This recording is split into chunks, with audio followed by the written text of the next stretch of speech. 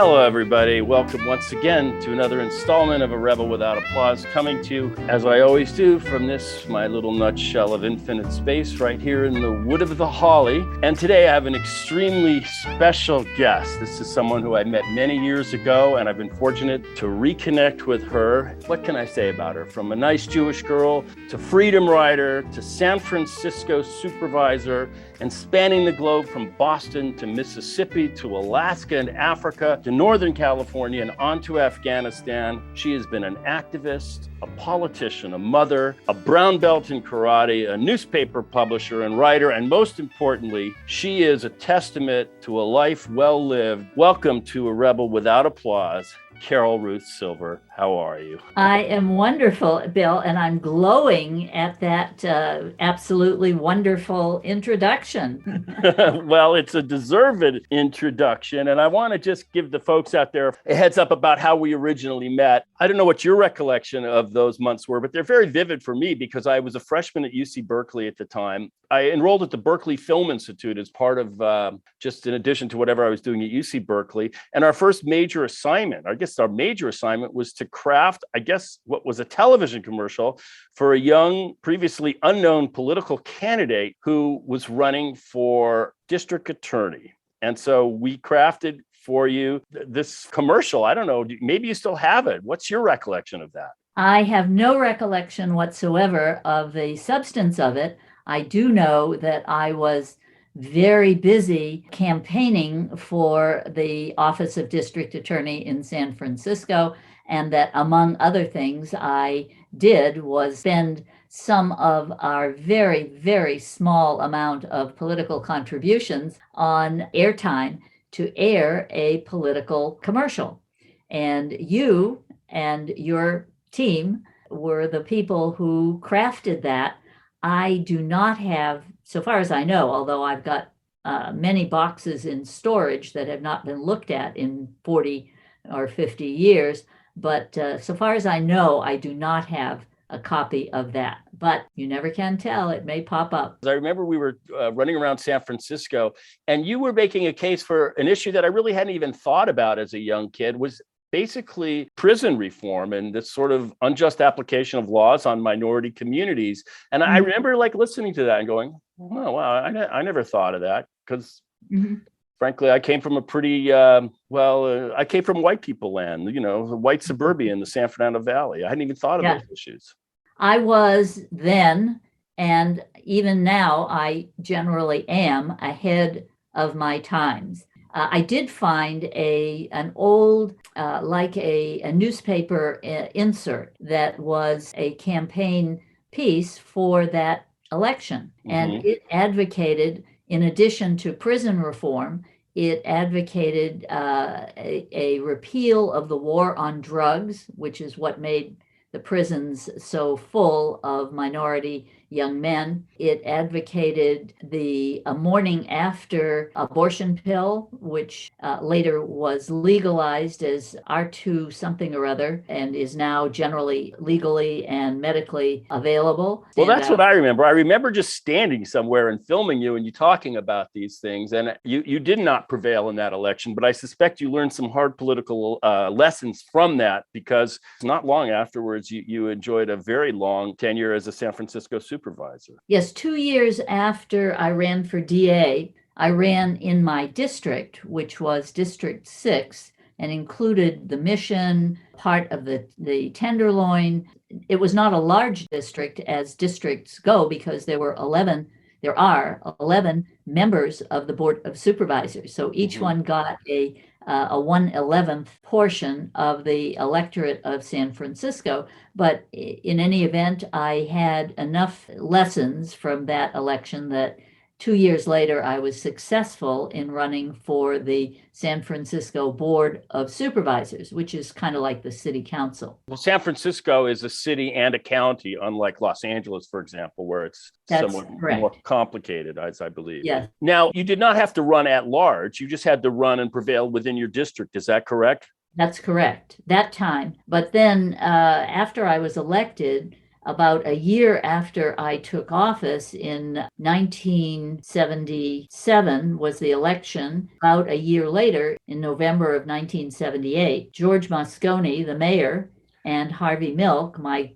good friend and colleague on the Board of Supervisors, were murdered, were assassinated by Dan White, who had also been elected in the same election, but in a different district. And after that, the idea of district elections was wiped out, and the city of San Francisco went back to citywide elections. I then had two more elections as a citywide supervisor and spent a total of about 12 years on the Board of Supervisors in San Francisco. You actually had a little window of opportunity there politically. You could just restrict it to the dimensions of your own district. That's right. And I did. But so did Harvey Milk, actually. I think he enjoyed that. That was that was partly how he got into office, because he was, I guess, the area of the Castro district was his area, and he was able to campaign there. Now, I remember when I was a freshman in Berkeley, I've been living in my little horny little hetero bubble my whole life, still am, but even then especially. And we went to the Castro district from Berkeley, some friends, and I went there and I go, I'm on Mars. I've never seen anything like this. I've landed on a different planet. I still recall the feeling I had, like, what the, it was an eye-opening kind of event. Well, San Francisco's Castro district is still, not every day, but still dominated by the visions of many gay people. There are drag queens who are exquisitely made up and coiffed and dressed. Some of them 6'2" and 6'3" with their high heels, walking down the street, just being a sight to look at, as well as the shops that include sex toys and all kinds of other stuff. But the Castro is still a tourist destination for at least some tourists, and is still a wonderful place to go. It's actually the closest restaurant intense area of San Francisco for me. And so I go to the Castro a lot. My bank is there, et cetera, et cetera. Even for me, who have lived in this area for a long, long time and have many friends among drag queens and gay people of various pursuits, it is sometimes extraordinary. I had expected to talk about this a little later, but since we're into it, we might as well. That those years, 74, 78, 79, 80, it was just such a wild time in the aftermath of the 1960s. I mean, it was only weeks within those terrible assassinations that the Jim Jones things happened down in Central America after all those. No. Jim Jones happened just before. A couple of weeks before the assassination. And that was a big part of the fear and trembling that went throughout the city. We had this Jim Jones Kool-Aid suicides in Central America. Right. And now we'd had assassinations in City Hall. People were saying, what else is going to happen? This is a very confounding time. And not only that, just within, maybe just a year or two, the AIDS things just blows up. I mean, It becomes a complete catastrophe for first, of course, the gay community, but everybody, and that's right. You were there for all of that. You had a front row seat. I was there. Yes, indeed.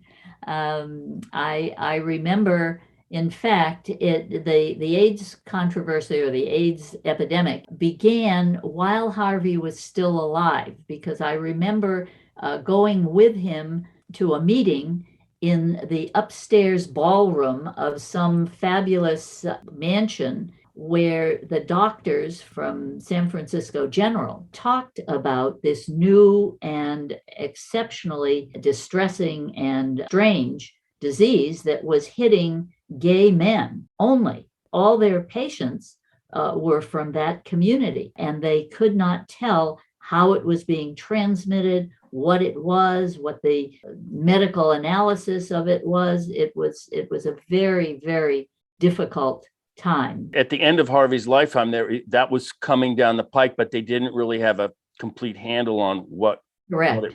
what it That's right. was. We had a big argument at the level of the Board of Supervisors about whether or not we needed to close the bars and the bathhouses in the Castro, because there was some indication already that the disease was being spread through unprotected sexual relations. But of course, the business people from the Castro and the guys who frequented those recreational places didn't want to have them closed, and so there was discussion back and forth. So that's a distant echo, a not so distant echo to the present moment with COVID. Some of the same people, Fauci. It's amazing because I can say this: the divisions over COVID have struck right into the heart of my own family, where I have a sibling who just thinks it's all a joke, that the vaccines are part of a larger plot, that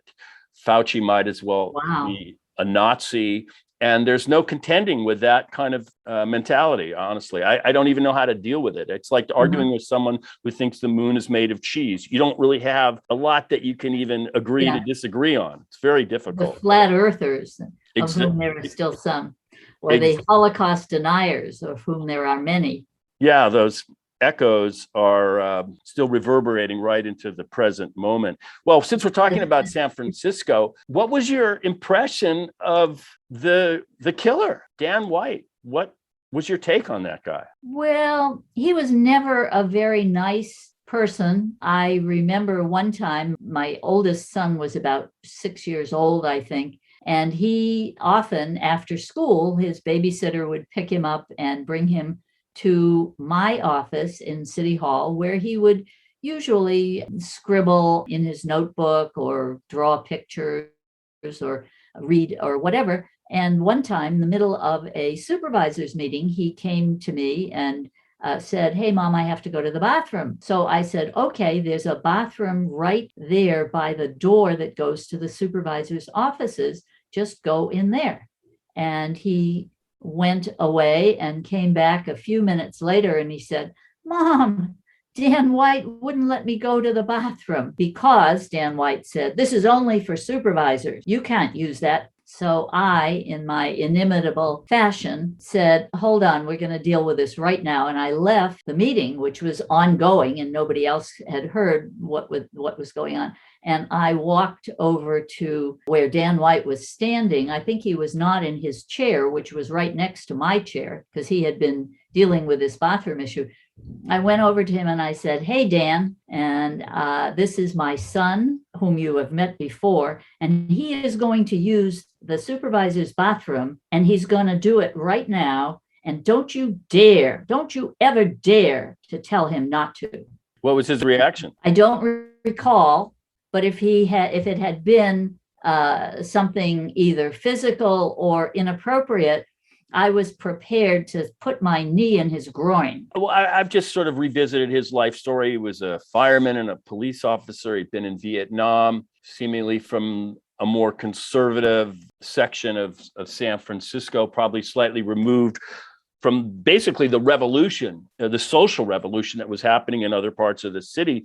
But do you think that these murders came from a political animus, or it was something just insanely personal, or some combination of the two? Well, I'm glad that you offered the option of some combination. You know that some years later, it was revealed that he had said in his confession to the police officer who was his buddy, to whom he first confessed all of this, and who suppressed most of that confession all the way through the trial and so forth, and right past Dan's suicide. He had apparently been after not only Moscone and Milk, but also me and Willie Brown, all of whom he considered his political enemies, and said of me, and I take this as a badge of honor, that Carol Ruth Silver, she was the biggest snake of them all, implying that I was orchestrating all this thing. So I was not orchestrating it. I was happy to see Dan gone, but I had certainly not created the situation in which he was asking for his job back. but along with Harvey and George, and I'm sure Willie Brown, though I never discussed it with him, and me, we were all glad to see a seat open And up on Dianne the. Feinstein, I imagine too. Was she? She was. No, she was a buddy of Dan White's, I believe. Oh. He, I believe, I don't know about correctly or not. He represented that she was in favor of him being given back his seat. So I should just preface this to people that are listening, that he had given up his seat. He had resigned from his supervisor seat, had second thoughts, and was trying to get it back. And that's where this thing really came to a crisis. I don't know what's true, but I read somewhere that he couldn't maintain his lifestyle on whatever the salary of a supervisor was, and it had resigned from, I think, the fire department. So he was in some sort of financial bind of some sort. I'm not sure. Yes, that's exactly right. He, before the election, he was cruising along on a fireman's salary, and they were well paid at that time, as well as having lots of nice overtime and so forth. And his wife was a school teacher, and she was bringing in money also. And then, but he did not realize that once he was elected as a supervisor, he could no longer hold the job of being a fireman. And so he was required to resign from that lucrative position. And then his wife either became pregnant or she was pregnant. And so they lost her income, because back in the day, of course, a pregnant person couldn't be a teacher. I mean, that just wasn't the way it was. So all of a sudden, from having an income probably well over $100,000 a year, he was being forced to live on the salary of a supervisor, which was about $9,000 a year, because it was considered a part-time position, because the supervisors did not meet every day 9 to 5. So did you have to give up your law practice, or were you able to maintain both at the same time? I was able to maintain my law practice at the same time, because being a lawyer is a private professional thing, and it does not under the heading of you can't have 2 city jobs at the same time. I was not comfortable. It took a lot more than 40 hours a week to do the job of being a supervisor. And it's one of those always on jobs. When I went to Safeway to shop for my family, I was constantly being stopped and say, "Oh, you're the supervisor. Can you help me with this? Can you help me with that?" I can't say I didn't enjoy it, but it made life difficult. Well, that's part of the beauty of being in politics and having an office, is that you have this sort of intimacy with your constituents. I mean, if you're a politician in your soul, I mean, that to me would be part of the joy of it. I'm a comedian. I remember working with Milton Berle for a long time. And I just felt he loved the public. He loved it. Uncle Milty, he got a little bigger anytime anybody recognized him. I don't know if that's how you felt. I have a feeling, because you're a very gregarious, personable person, the shoe fit for you. The shoe fit. I had a conversation with somebody the other day, and there were a set of self-descriptive things. And one of the self-descriptive things was a fixer. So I am a person that loves to fix things for other people or for myself. But I like to have somebody say to me in Safeway, "Oh, I have this big problem," blah, blah, blah, and to be able to say, "Well, here's my card. Call me in the morning. I will do such and such, and we'll see if we can fix the problem." That is the mode that I was in as a lawyer, and that was the mode that I was in as a supervisor. And actually, I hesitate to say it, but that's the mode that I still am employed in. This morning, I got a call from a person I barely knew from Afghanistan saying, "I have this problem with my paperwork and I need to get out of Afghanistan. Can you help me?" And though there wasn't much that I could do, I stayed on the phone for a while and gave them all the information I had about P1, P2 visas and so forth. So I So want to that's talk my, about Afghanistan. It's in the news right in my face today. Unfortunately, there was yeah. a bomb that blew up, I guess, in the airport, killed some American soldiers and others. But you've been there many times, and I just wanted to bring the people watching and listening up to speed. You helped found a school there for women some years Little girls. for little girls. Okay. Well, actually, that's not true. I also worked on something called the Widows Literacy Project, which is a project to teach women who are already adults how to read and write. Only 12% of adult females in Afghanistan could read and write when we started that project. Reading and writing is something that we take so much for granted that to confront a population where 12% of the women, which means 6% of the entire population, does not know how to read their own language. Pashto or Dadi. Uh-huh. Dadi is the same as Persian, which is the same language as in Iran. Now, by comparison, Iran has a very highly educated population, but Afghanistan, even now, the Taliban's objective in keeping girls from going to school is to keep a subjugated population in fear of the people in their family. If a woman cannot read, she doesn't get any information except through the male in the family, or maybe the other wives, because it's a marriage plural society, but it's very difficult. Is there any possibility for a more tolerant version of that going forward if they want to be in an international community? There is a possibility, but that has to assume that the leadership of the Taliban, which are all of whom are relatively educated, by comparison with the Taliban fighters. Talib means student in Pashto,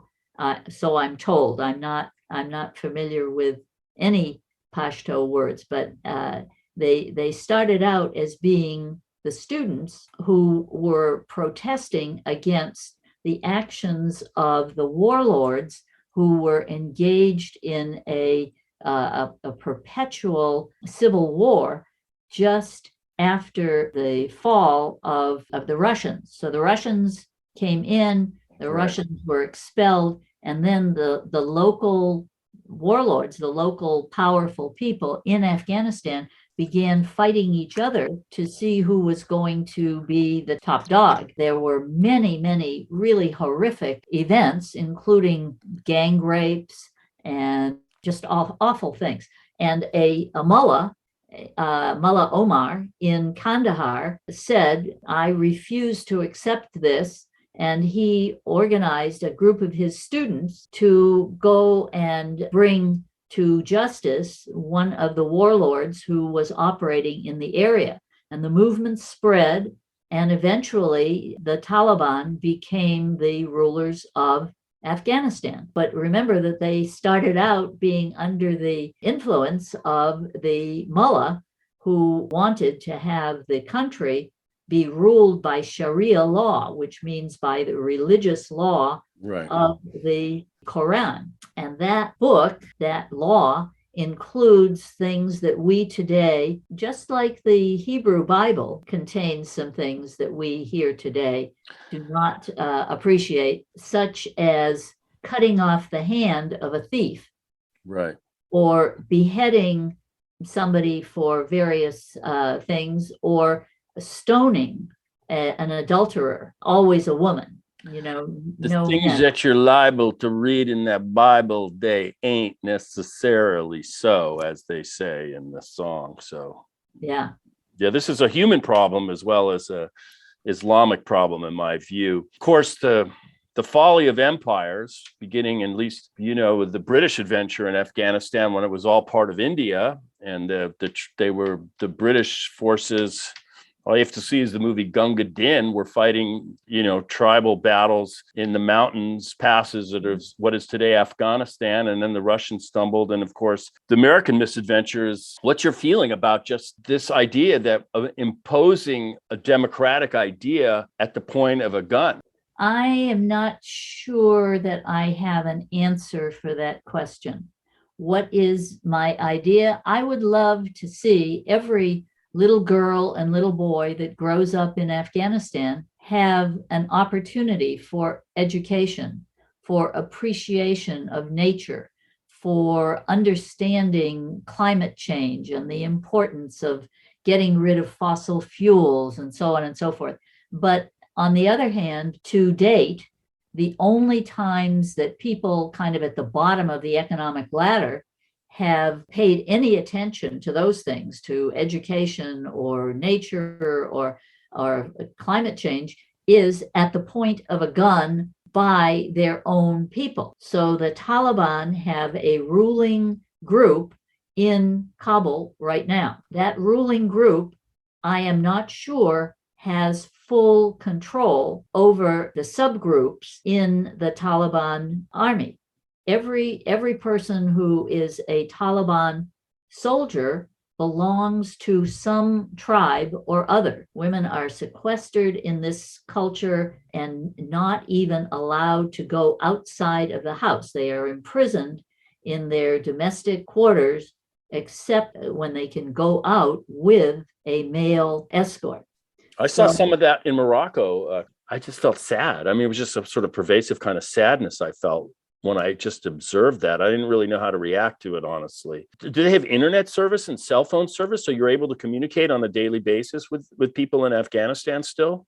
Well, at the moment, as of early this morning, I was on the phone to somebody in Kabul who, with his wife and 4 small children, one of whom is a baby of two or 3 months, was waiting for transport to the airport because he had papers that allowed him to get onto a flight out of Afghanistan. Some other friends of mine, the wife and 3 daughters of somebody who lives here in the States, got out, and they arrived at Dulles Airport yesterday morning. But my other friend is waiting by the phones.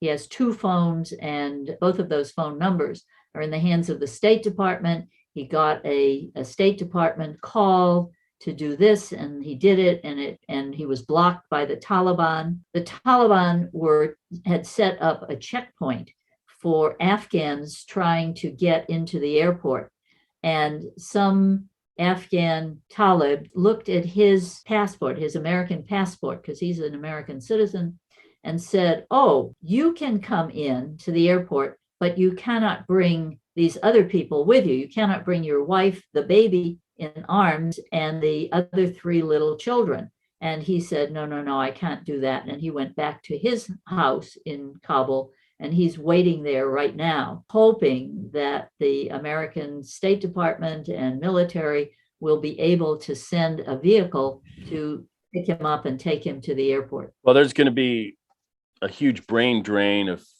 talent, administrative and political, out of that country. It's already probably happening.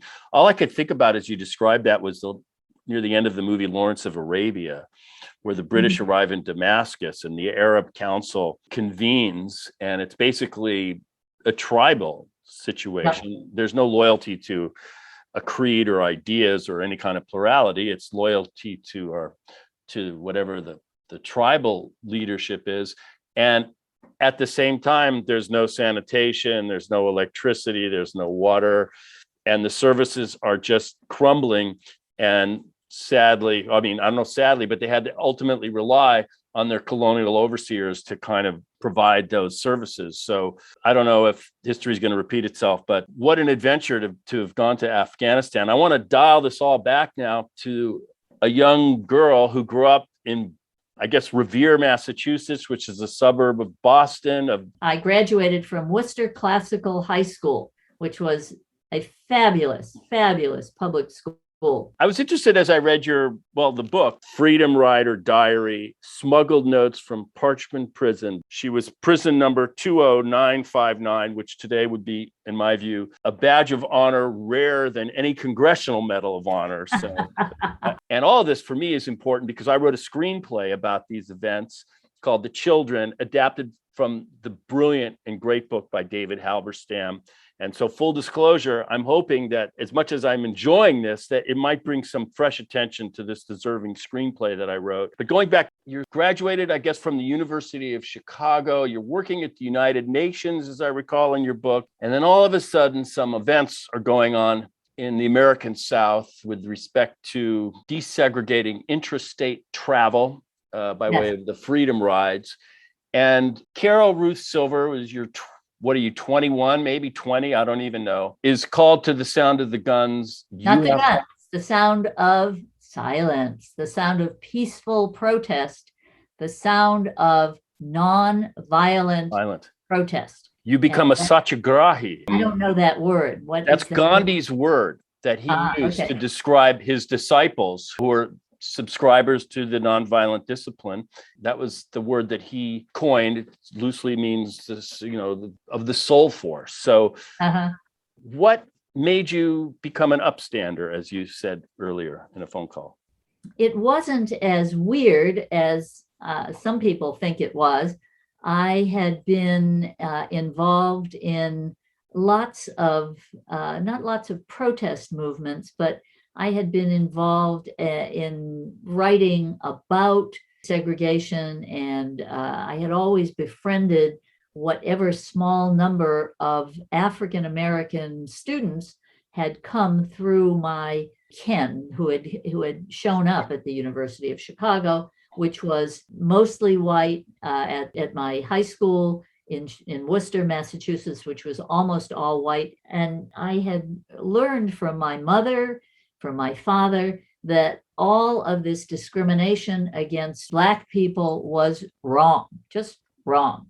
And so, though I hadn't done very much before that, when I heard the call to action by a man named Jim Farmer, James Farmer was at that time, the head of the Congress of Racial Equality, which is an NGO, a non-government organization, which was sponsoring the Freedom Rides, and which was fighting for desegregation in the North and in the South, and was committed to nonviolent action. I was riding the bus, as I recall, I was riding the bus going home from my job at the UN to my house, on my apartment on the other side of the, that's Jim Farmer, yes. There he is, yeah. There he is, yep. Yeah. Okay, go ahead. I was going home, and somebody had the radio on, and of course in the news all day long, there had been news of the Freedom Rides and the bus that got burned at Anniston, Alabama, and people protesting and so forth. And I heard this voice, this deep, sonorous preacher's voice, and it said, "We need you," or some words to this effect. I don't want to be seen as quoting. "We need you to become a freedom rider. Join the March for Freedom in the South, and we want you." And as I have often said when talking about this, I heard that solicitation, that invitation, to the bottom of my soul. And I looked to the right and I said, "Who is he talking about?" And I looked straight ahead. And I looked to the left and I said, "Who is he calling on?" And I looked straight ahead again and I said, "I think he's calling me. I am going to go and be a freedom rider." And by the time I got home to the Lower East Side where I was living, I was already planning what I was going to put in my suitcase and where I was going to call and so forth. There was a phone number available in this thing, and that came over the air, and I was on the way. And a couple of days later, I bought myself a Greyhound bus ticket to Atlanta, and which was per the instructions. And in Atlanta, I took a taxi to the headquarters of CORE, somebody took me to a home where I stayed the night over. And then the next day, I took a bus again to Nashville, Tennessee, because in the federal court had issued an injunction against the Freedom Riders from going through Alabama. And therefore, we were skirting Alabama by going from Atlanta north and west to Nashville. In Nashville, I got trained for the first time on nonviolent tactics. Jim Lawson, who is still around and in Los Angeles and is still an absolutely fabulous guy. If you haven't interviewed him, you ought to. I've been trying. He's one of my heroes. He's one of the main characters in my story. Oh, that's wonderful. Yes, Jim Lawson. Anyway, I went to the bus station, and there I was joined by 3 African-American divinity students from Virginia. I just want to stop.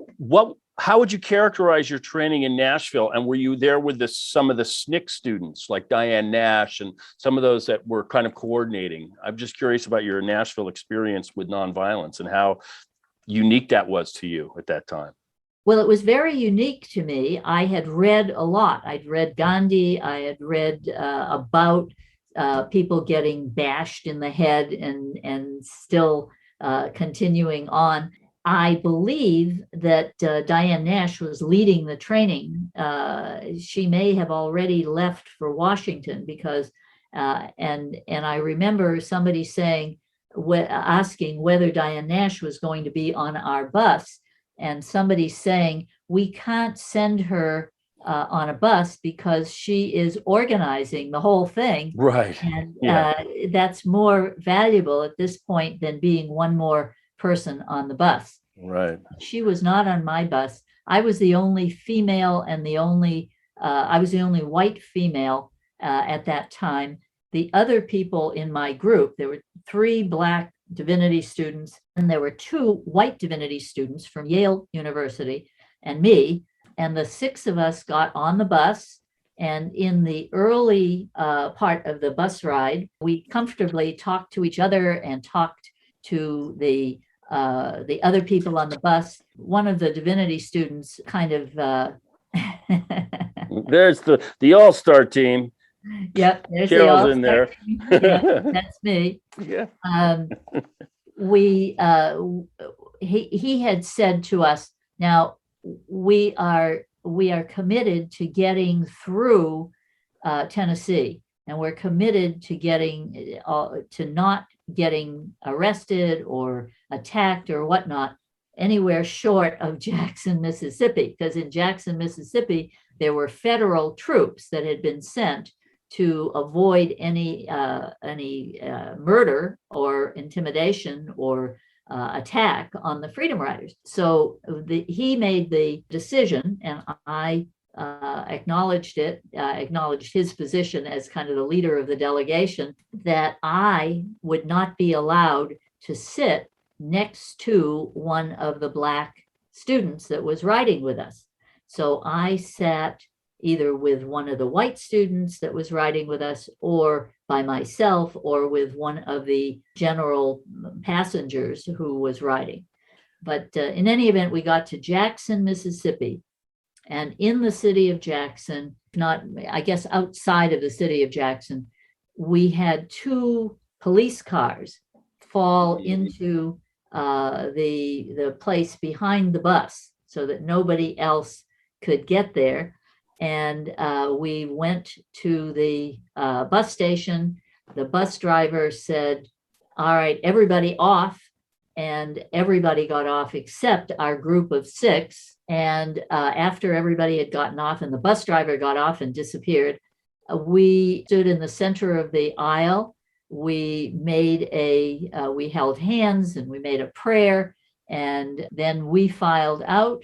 And the reporters who were standing there said various things, including to me. They said, we were told that there was a white girl who was coming on this freedom ride, but we didn't think that she was going to actually go through with it.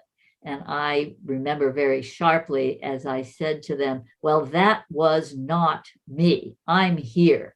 So then the 3 Black students marched into the waiting room, which was labeled whites only, and myself and the other 2 white students marched into the one that said colored only. Right. And inside, we came in from the hot Mississippi daytime sun, and it was a little bit hard to see, but I could see that in the Black waiting room, there were no Blacks. There were only white police officers or sheriff's deputies, whatever they were, standing there looking fierce. And John went up to the head guy, or was going past him, would have gone past him, going to the restrooms. And the police officer said, y'all move on. And John said, we are here because we are going to the restrooms. And I said, I piped up in my little soprano voice, I just wanted to use the restroom, sir. Whereupon this police officer said, y'all are under arrest, and took us by the shoulder or whatever and pushed us out through the back door of this room and back out into the sunshine. And there was a waiting police van, and we were shoved into the back of the police van. And a few minutes later, the other group, the group of Black students, was shoved in behind us. So now we were 6 of us reunited in this police van, and they slammed the door shut with a great aplomb, and we took off.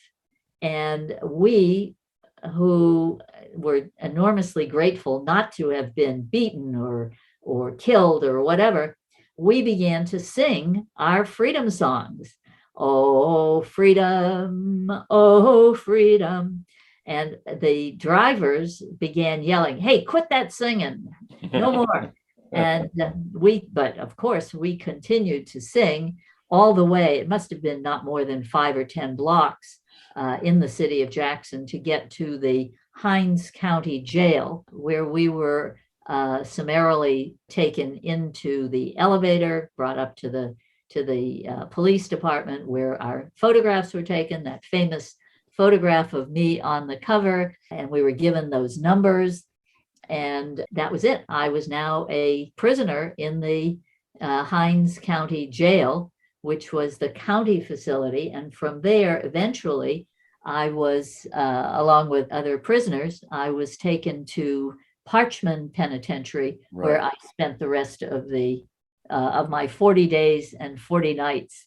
Your summer camp in Parchman. What was it like for you all of a sudden now really getting some interaction with Black people? And were there any tensions there? Or was that feeling like, what are you doing here? Or were you welcome? What was your experience with this really deep dive into Southern Black culture? Well, until I got out of jail 40 days later, there was almost no interaction with Black people because they kept the whites segregated from the Blacks. They kept women segregated from the men. So there were 4 different jail cells that were being filled up. White men, and as I was being taken down the hall, I saw signs, white men, colored men. Colored was the polite term for Blacks in that day. White men, colored men, white women, colored women, and then other men, other women. I never did find out what the state of Mississippi considered an other, maybe a Native American or Asian or something like that. But I don't think that there were many of those. Mostly Black and white. One of the things I really enjoyed about reading your diary, which was in my screenplay, I'm really focused on the core 4, which was Diane Nash, a relationship with Bevel, Bernard Lafayette, John Lewis, and sort of their overseeing person, which was James Lawson, and this tumultuous personal relationship between Bevel and Diane Nash. So when I'm reading about the female experience in Parchman, it's newer, to me. But one of the things reading your diary that I really enjoyed is how you guys settled disputes, how you guys organized your day with ballet lessons and singing and studying Greek and just the colloquium of the clash of ideas, all this time sitting there with these other young people. You know, we were mostly college educated or in college. We were mostly people who were accustomed to being busy all day long and being thrown into a big room with, I think there were about 30 white female freedom riders by the time we were moved to Parchman. We needed something to amuse us or to keep us from meditating on the sad situation that we were in.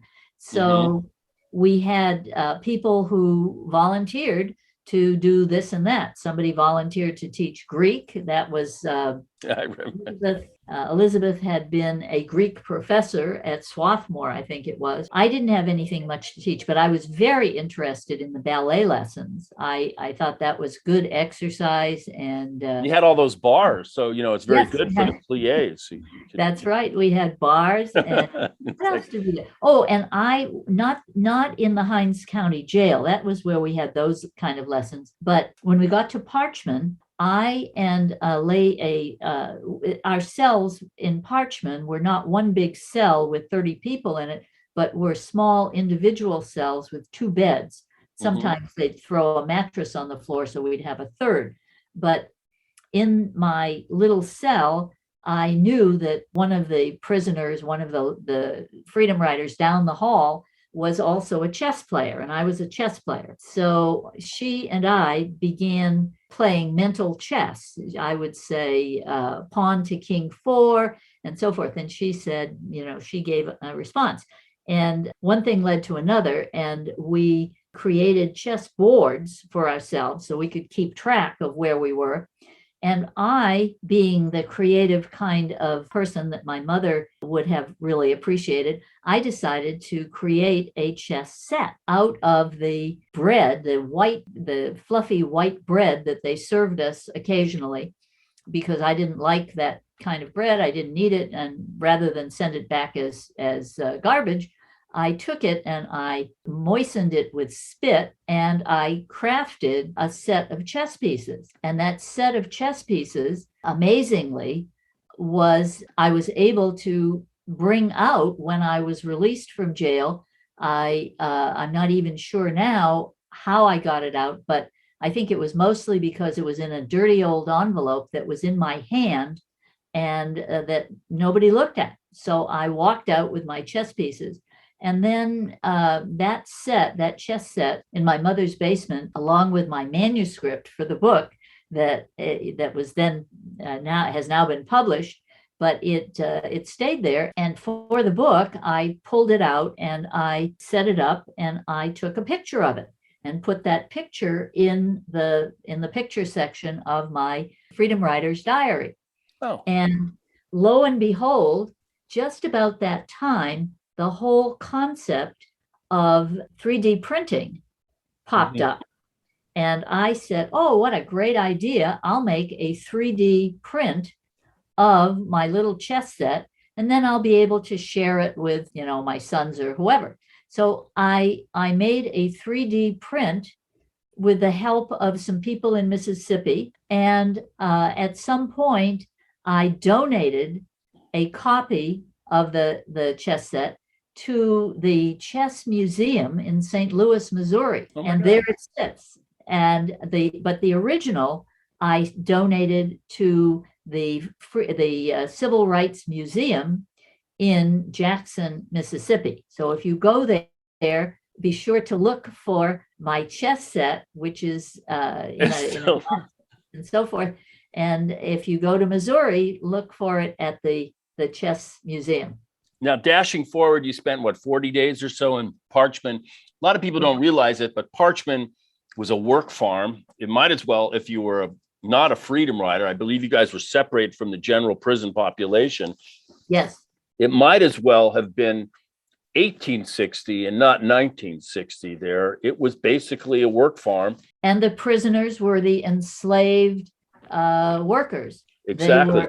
All the workers who were Black were out there in the fields, and the prisoners who were white, of whom there were some, were given whips and guns and were the overseers. So it was a plantation. It was an antebellum plantation reimagined as a Mississippi State Penitentiary, and it was legendary. If you were in the South, particularly if you were Black, there's some great music that came out of there. This guy Neil Lomax, who was a folklorist, recorded some of the work songs that came out of there, which I have here, and it was actually one became a rock and roll hit.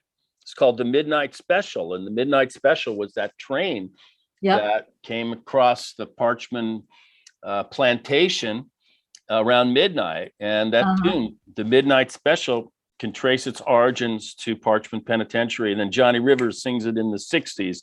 It's sort of like Johnny Rivers sings Lotta Lena's Mac the Knife about the subterranean murderous Berlin, and reimagines it as a popular hit. I mean, I love the way music and culture goes. Well, you're a living testament to doing to the ultimate rewards of doing the right thing. You know, many didn't, and they have to suffer with that. But I can see that you're so enriched by those experiences, and you finally were sprung from Parchman. You were convicted before you arrived in Parchman. There was a quick trial, but then later there was another trial towards the end of the year, which was you were with William Kunstler, I guess, was the attorney for all these freedom riders. I'm not sure about the legal journey you guys took. You got convicted quickly, sent to Parchman, and then you had to return for another trial. I'm not sure about the legal journey that you guys took. Well, it's only interesting to a lawyer, but we were incarcerated as pre-trial detainees. We were not been convicted of anything. We were being held for trial. And then we were not paroled, we were bailed out. My mother and other mothers of freedom riders raised money, as well as the NAACP Legal Defense and Education Fund, all over the South and in the North. Money was raised to pay the bail. So I don't know how much it was, but it wasn't a lot, but I didn't have it, obviously. Right. So it wasn't some of the strategy was jail, no bail. You guys went down there to stress the system. That is out of the Gandhi playbook. The idea wasn't to go there and just be bailed out. No, stress the Mississippi system so that they have to reconsider these laws, or basically. That's exactly right. So so at the end of 40 days, I bailed out because I agreed to bail out because I had to go to law school. Right. I was getting ready to go to law school in October or November, and I wanted to be bailed out. So with the help of the parents of freedom riders and lots of good people, the money was raised for those students who wanted to get bailed out to go, and we did. Claude Liggins did not get bailed out. He stayed the whole time, I believe. But his sentence was like many of ours. It was 6 months here and there. And if I had not bailed out, I would not have been able to appeal my sentence. And that was also important to me because I was going to be a lawyer. I wanted to get, if I could, get this off my record, which I did some years later. Were all those convictions vacated? Yes, they were. Did you ever receive any kind of formal apology or recognition from the state of Mississippi for what you did? No. Well, that's not exactly true. In 2011, I organized something called the 40th anniversary of the Freedom Rides. And at the 40th anniversary, by this time, 40 years had passed, many civil rights many things of civil rights legislation. The governor was still a redneck white guy, but he saw the writing on the walls, and he sponsored a lunch or breakfast on the Capitol grounds of his magnificent mansion. And we all came black and white together and ate of his food. It wasn't And Ross Barnett by that time. He was gone. no, it was not. Yeah, Ross Barnett was long gone. Did you see him in prison? I heard he visited. Ross Barnett, no. If he visited, he would have visited the boys section, not the girls section. Right. They did send, while we were in prison, while we were in the Hinds County Jail, I think it was. I mean, we were in 3 different jail cells, but while we were in the Hinds County Jail, a delegation from Minnesota came through. The governor of Minnesota had sent a delegation of women to check out how the conditions were for the Minnesota 2 or 3 young ladies who were being held in the prison. That was very, very happy making. We all wanted to tell these ladies what our problems were and so forth. And then they went away. And then the governor's office did send one woman that I recall down to check on the conditions of the women in Parchment. And so this woman, this representative of the governor, came down with an escort of the guards, the same guards that on a daily basis were interacting with us. Mm-hmm. And she said to us, "I'm here to see if you have any complaints about your treatment."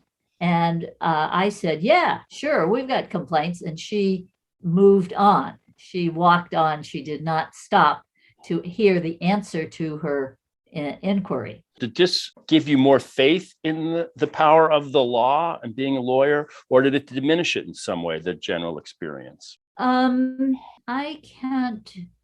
It certainly did not diminish it, since we were operating within the rule of law. We were saying the rule of law says we're entitled to this and that, and you who are violating that, we are bringing you to account. And it's on the other hand, it did not convince me until many years later that what we had done had in fact changed the world in a very, very significant way. I believe that. I believe you guys invented the 1960s. The idealism behind what happened really can trace its origins to, I think, those lunch counters and then those freedom rides. I just want to repeat for people that maybe aren't totally familiar that the Supreme Court had already affirmed anybody's right to travel through interstate travel without regard to racial distinctions. And I think the purpose of CORE and the freedom rides was to make the Kennedy administration, which was brand new, this is their first few months, hey, enforce these laws, they're on the books, and we're going to demand you do it by confronting these customs in the South. And ultimately, within that year, you did prevail, and the freedom riders prevailed. Yes, that's right. That's right. We did. We could look back many years later and say, hey, we won. Look at that. And, that was very, very satisfying. And it might not have been altogether clear in the moment while you were sitting there playing chess in your cell. And then the other question I have for you, because, we're dealing with it today in a way, it always recurs. And you mentioned James Lawson, who still offers his workshops now by way of Zoom in nonviolence, and not altogether different than the workshops that he offered in the basement of a church in Nashville in 1960. Is your faith in that Gandhian nonviolent method, is it the be all and the end all? How do you feel about that? Nothing is the be all and end all when you're talking about relationships between people, and particularly political relationships. If I could change the attitudes of the Trumpians who attacked the Congress of the United States in January of 2021, if I could stand in front of them and say, you have to, I am non-violently going to stand here and confront your hatred and your violence and whatnot, and probably gotten killed by doing that, I would probably have done it. I would have been willing to do that. As it turned out, there was no person or group of people who stood at the Capitol saying, we will defend the Congress of the United States by nonviolent means, because it was so unexpected. Right. It was inconceivable to most of us that somebody, in particular, the then president of the United States, would attack one of the most sacred institutions of the nation. But would it have helped? I don't know.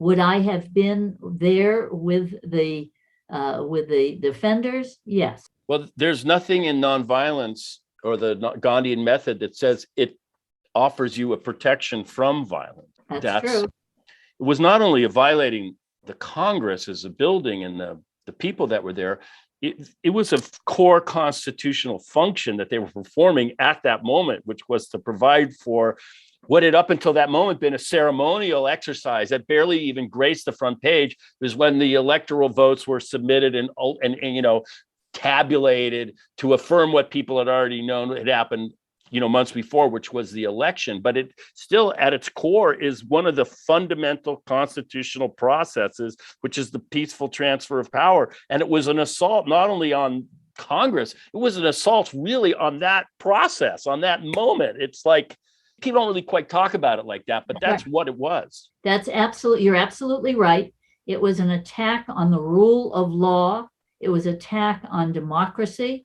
It was an attack on the Constitution. It was an attack on all of the things that we supposedly hold dear, and which have allowed the United States of America to be and become the most powerful democracy in the history of the world.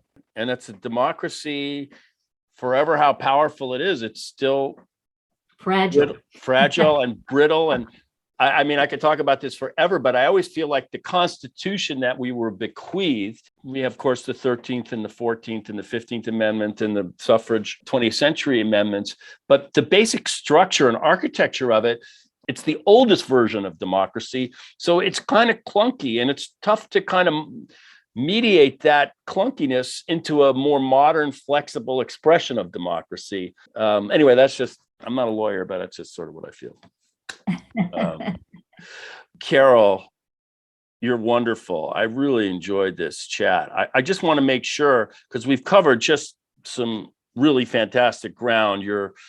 The Freedom Rider experience, the Afghanistan, your incredible career as a supervisor, and perhaps the most dramatic and contentious of moments in San Francisco history. I mean, there's much to glean from your life, but ultimately it seems to me a life incredibly well lived. And just looking at you, in spite of all the challenges, the smokiness, the political upheaval, somehow your happiness looks to be preserved and intact.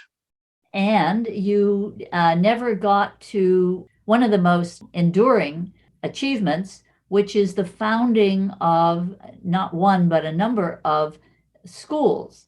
The first one was the Gold Mountain Buddhist Instilling Virtue Elementary School. Okay. And that is still in existence up in Mendocino, California.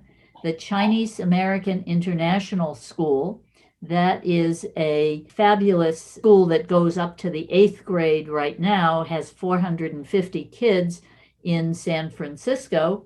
And the little school that I tried to establish in Afghanistan, which was called Wind of Hope Afghanistan, in Ghazni, Afghanistan. So it's a Montessori preschool. So I'm looking forward to having all this Taliban stuff be over, and either the Taliban will be there and will know that we'll know what the situation is. And at some point, I am hoping beyond hope, to raise money to make another stab at bringing Montessori education to little kids in Ghazni, Afghanistan.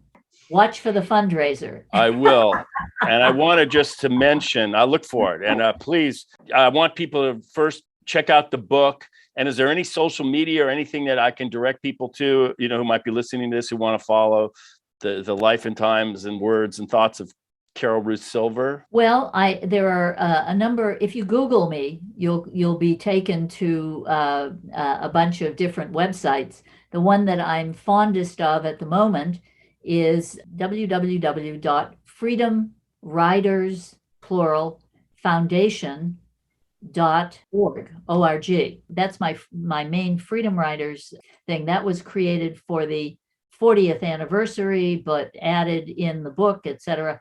And the other one is Wind of Hope Afghanistan, all one word, .net, N-E-T, which I believe does have a button for making contributions. You know, one of the things about your political career that I just wanted to mention is that you were part of a wave of Northern California female political leaders that have been hugely influential in our government. You, Barbara Lee, Betty Yee, who, by the way, I did a podcast with, and she's married to a very good friend of mine, Steve Jacobs, Kamala Harris, Nancy Pelosi, Barbara Boxer, and your fellow supervisor, Dianne Feinstein. And now I don't know how many terms she's had as a senator. My God, she's been there since the Pleistocene era. But it's part of an interesting movement of, you know, very successful, influential women politicians, all from that neighborhood. I'm sure you know them all and have recollections and observations about all of them. But maybe that's the next podcast. All right. Well, thank you so much for doing this, Bill. This has been a great pleasure for me as well. All right, Carol. Bye. Take care. Folks, thanks for joining me another time on A Rebel Without Applause. Till next time, as always, namaste, shalom, and aloha. By that I mean nama shaloha. See you.